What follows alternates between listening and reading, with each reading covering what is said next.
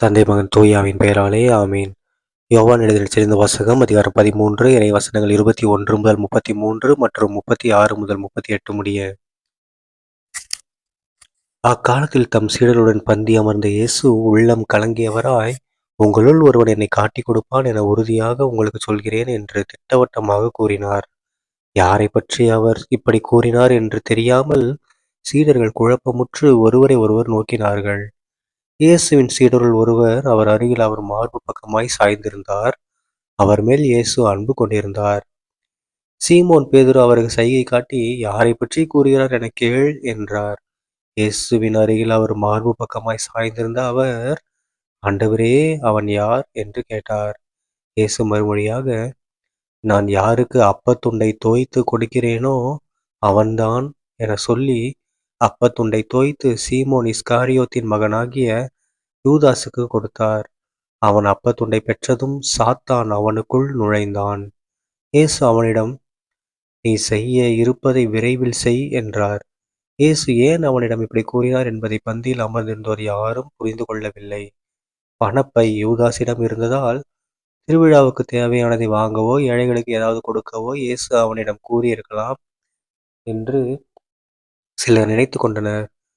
யூதாசு அப்பத்துண்டை பெற்று கொண்டவுடன் வெளியே போனான். அது இரவு நேரம். அவன் வெளியே போனபின் இயேசு, இப்போது மானிட மகன் மாட்சி பெற்றுள்ளார், அவர் வழியாக கடவுளும் மாட்சி பெற்றுள்ளார். கடவுள் அவர் வழியாக மாட்சி பெற்றாரானால் கடவுளும் தம் வழியாய் அவரை மாட்சிப்படுத்துவார். அதையும் உடனே செய்வார். பிள்ளைகளே, இன்னும் சிறிது காலமே உங்களோடு இருப்பேன். நீங்கள் என்னை தேடுவீர்கள், ஆனால் நான் போகும் இடத்திற்கு உங்களால் வர இயலாது. இதையே யூதர்களுக்கு சொன்னேன், இப்போது உங்களுக்கும் சொல்கிறேன் என்றார். சீமோன் பேதுரு இயேசுவிடம், ஆண்டவரே, நீர் எங்கே போகிறீர் என்று கேட்டார். இயேசு மறுமொழியாக, நான் போகும் இடத்திற்கு என்னை பின்தொடர்ந்து வர இப்போது உன்னால் இயலாது, பின்னரே என்னை பின்தொடர்வாய் என்றார்.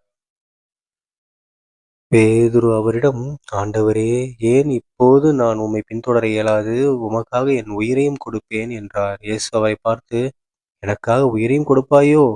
நீ மும்முறை என்னை மறுதலிக்கும் முன் சேவல் கூவாது என உறுதியாக உனக்கு சொல்கிறேன் என்றார்.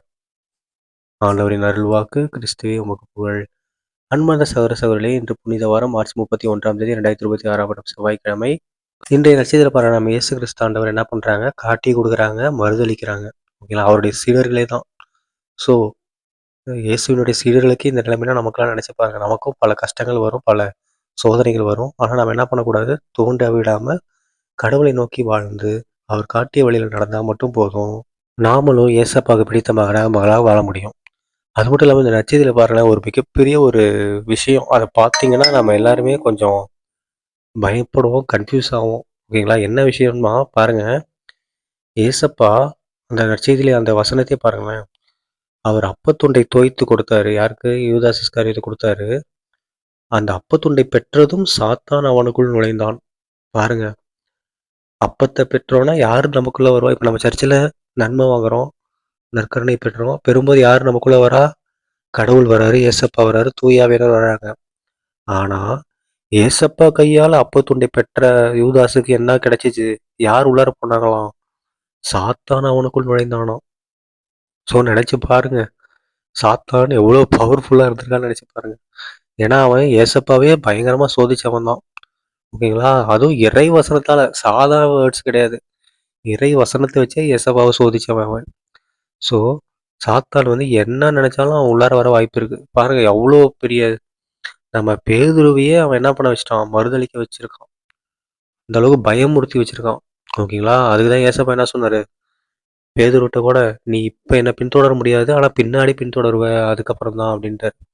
அதுக்கப்புறம் தான் எப்ப தூய ஆவியாரை பெற்றுக்கொண்ட பிற்பாடு தான் அவங்க பின்தொடர முடியும். ஸோ நாம எல்லாருமே நாம ஏசப்பாவை நெருங்க நெருங்க என்ன ஆகும்னா பல கஷ்டங்கள் வரும். அதுவும் வித்தியாசமான கஷ்டங்கள். அதெல்லாம் அது சம்மந்தப்படுமா அப்படின்ற அளவுக்கு நமக்கு தோன்ற அளவுக்கு கஷ்டங்கள் வரும்.